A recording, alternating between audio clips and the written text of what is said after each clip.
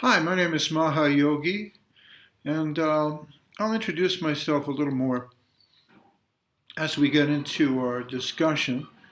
But let me discuss the purpose of my talk. I was asked to explain some of the ideas about subjective evolution of consciousness as it's seen by the followers of a particular branch of mysticism and devotion known as Gaudiya Vaishnavism. Now, in 1986, working at the Guardian of Devotion Press in San Jose, California, we successfully published a book, and the book was called Subjective Evolution of Consciousness. Now, I'm not the author of that book, of course. The author was a man named Sridhar Maharaj.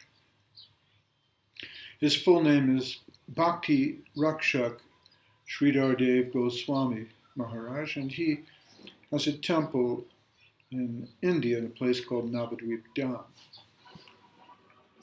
We were attracted to his devotional teachings, and in the 1980s, over the course of a 10-year period, we would go to visit him at the Sri Chaitanya Saraswat Mat on the banks of the Ganges. And we would put different questions to him that had arisen as a consequence of our study of yoga. And this series of questions and answers and informal talks later turned into a book.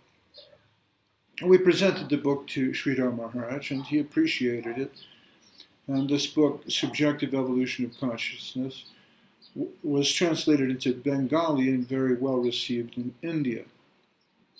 Our book was also translated into many other languages, Hungarian, Polish, German, French, Spanish, and even Russian. But at the time, our book sold modestly. It wasn't a great success. Our book came out early in the 1990s, and at that time it was a great period of prosperity in the United States. And perhaps people were not so much interested in introspection, spiritual life, subjective evolution. They were fascinated by the dot-com bubble and the exploding economy in the United States. And unlike the 1970s, which was a time of great intellectual ferment, people did not take to spiritual life in such numbers. So basically what happened was our press couldn't survive the economic model of the 1990s and the me generation. And I took it personally that the teachings of Srila Sridhar Maharaj were not so well appreciated in the United States, and moved on to do other things. Strangely, our book survived in translation, and it was translated into Russian, among other languages, and given the new openings in the Soviet Union just after the Gorbachev years of perestroika, people took a new interest in yoga and spiritual ideas. And I moved on. I now live in Mexico, where I teach at a local university. I teach, among other things, philosophy, languages, English, Spanish. I also paint and write and publish a blog. You may have seen my blog at, it's called Journey to Surrender at nextpostfacto.blogspot.com. In any case, I was living here quietly in Mexico when suddenly, out of the blue, I got a call from some people who were interested to get an explanation about subjective evolution. And so it was that 30 years after its publication, I was invited to Russia to explain some of the ideas there, and did a tour of Kiev, Ukraine, and also St. Petersburg in Russia as well as Moscow, where I spoke to enthusiastic crowds about the yoga system that's described in Subjective Evolution of Consciousness. And I have to say, I was astonished and pleased that anyone remembered the subject of that treatise that we'd published so long ago. And again, this year I was invited by a very interesting man, a great mystic in his own right, and a yoga swami by the name of Avadut Maharaj, to lecture on the conclusions of subjective evolution of consciousness. And in part, his invitation has led me to this series of talks that I'm planning on giving. So I'm just giving this as a little bit of background. I've been thinking about these ideas for some time. This is nothing new. My own particular qualification, I'm somebody who's been fascinated by the idea of consciousness and alternate states of consciousness, the origin of consciousness, God, divinity, all these different subjects that we'll unravel in these talks. Since I was about 9 or 10 years old and lived at a Roman Catholic monastery in the desert of California, a place called Valyarmo.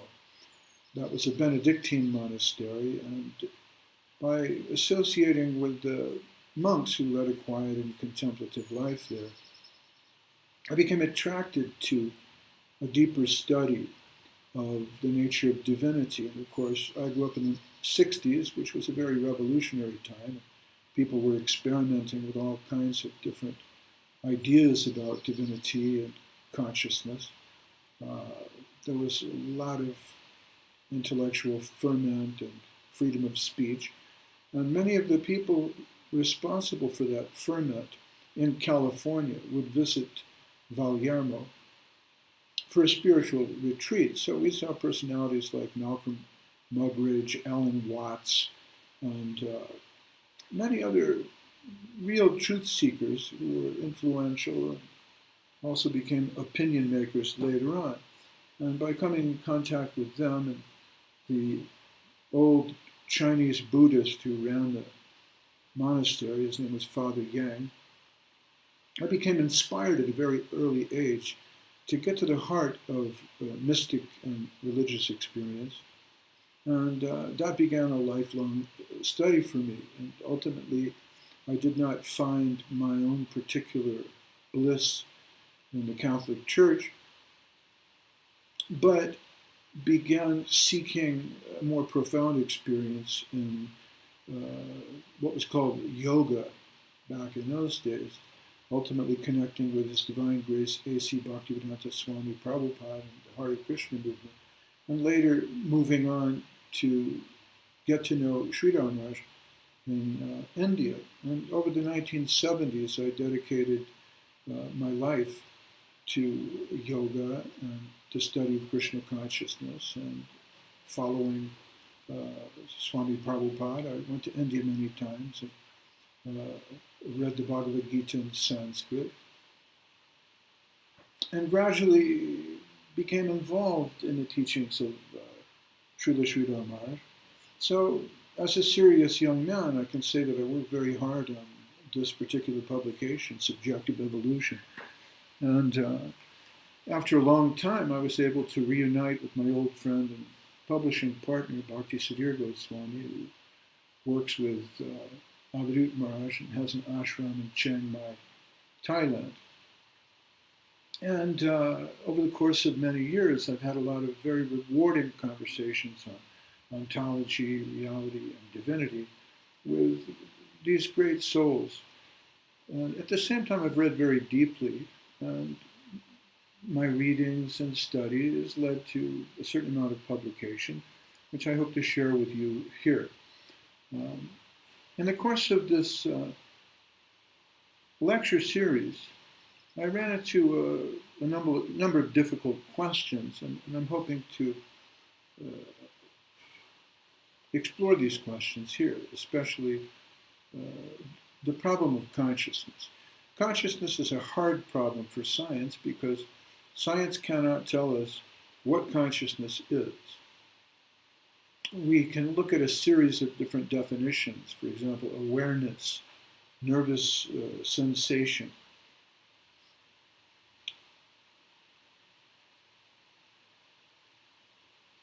But consciousness itself is undefined. Where does it come from? Is consciousness life? Are life forms conscious? For example, we can talk about plants, and we can say, well, they exhibit some form of consciousness. They're heliotropic and geotropic. They know where the sun is. But are they self-aware? Well, probably not. If we ascribe self-awareness to animals, mammals, dogs, trained horses, dolphins, and then chimpanzees, infants, children. And if we take self-awareness as the standard for consciousness, then we have to rule out the idea that plants have consciousness. But consciousness is a very difficult subject, and it has a lot of branches and ramifications. And we hope to explore some of these things here. The problem for science is if we exclude the idea of consciousness in other living entities because they lack self-awareness, and we exclusively focus on humanity, the tendency is to later ascribe consciousness to the human brain, and finally analyze things in such a way that consciousness is what we call an epiphenomenon of the neural synapses or the matrix that arises in the brain in terms of electrical impulses communicating between nerve synapses. Neuroscientists know that this system or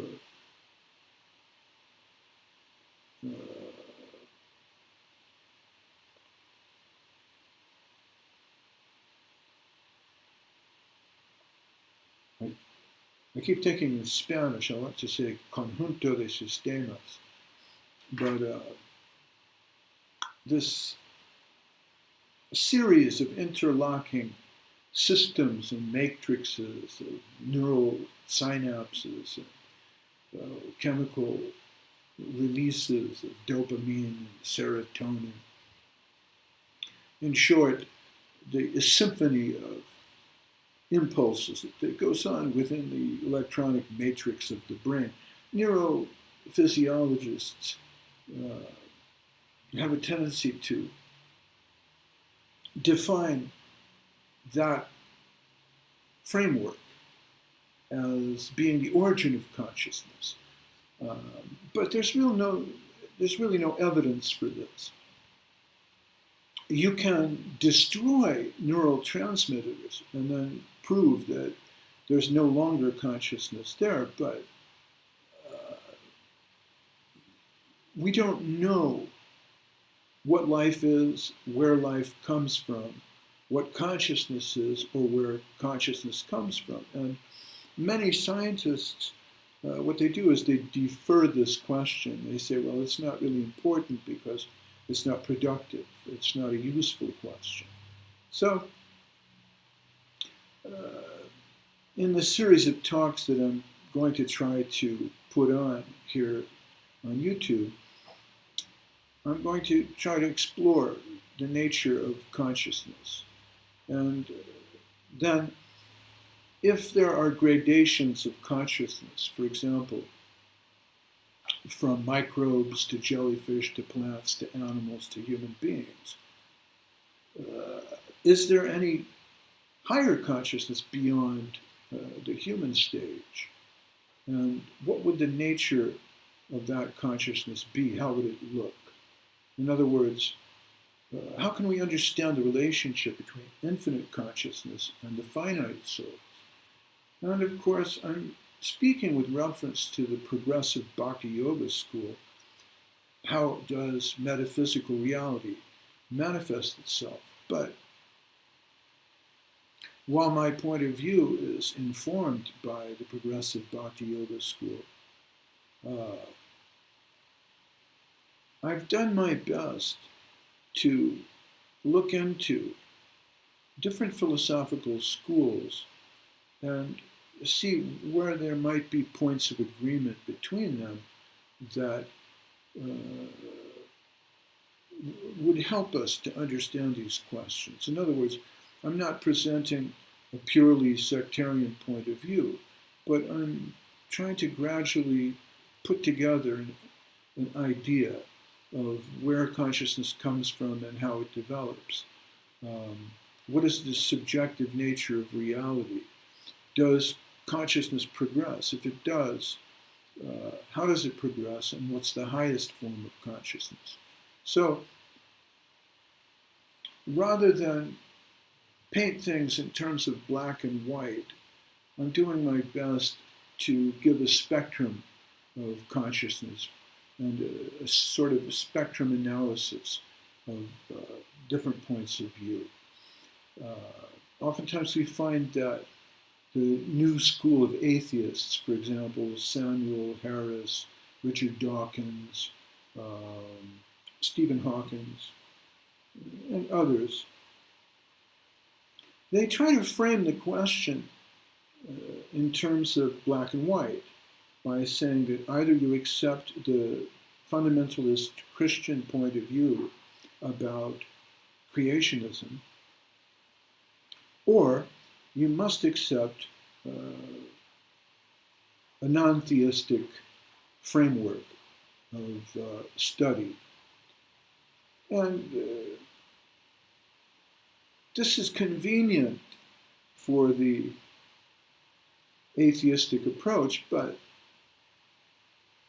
it really avoids probing the question more deeply. Obviously, over the course of 10,000 years of human intellectual endeavor, there's more than the mere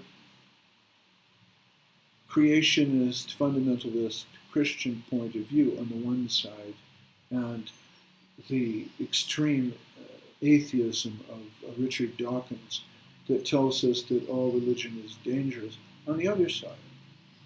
And I aim to try to explore the ideas of Srila Sridhar Maharaj in his book Subjective Evolution of Consciousness, and to try to break them down and make them more accessible and easy to understand. But unfortunately, I have a tendency to show off my vocabulary. So if at times what I say might appear to be a bit obscure, bear with me, and I'm sure you'll find some examples that you can latch on to as an easy understanding. So, in any case, I was encouraged by Avadut Maharaj to write on these themes, and the talks that I'm about to give are going to bear on these themes as an extension of his encouragement. So we thank you very much for tuning in and spending a few minutes with us, and next time I'll have some reflections on the problems with the paradigm of science. In his book, The Grand Design, the physicist Stephen Hawking says that philosophy has not kept up with modern discoveries in science, particularly physics. So we'll take a look at Stephen Hawking's and his critique of spirituality and philosophy, and see if there's any alternative to the materialistic point of view. So thank you for tuning in, And stick with us next time, and we'll try to continue the conversation. Adios.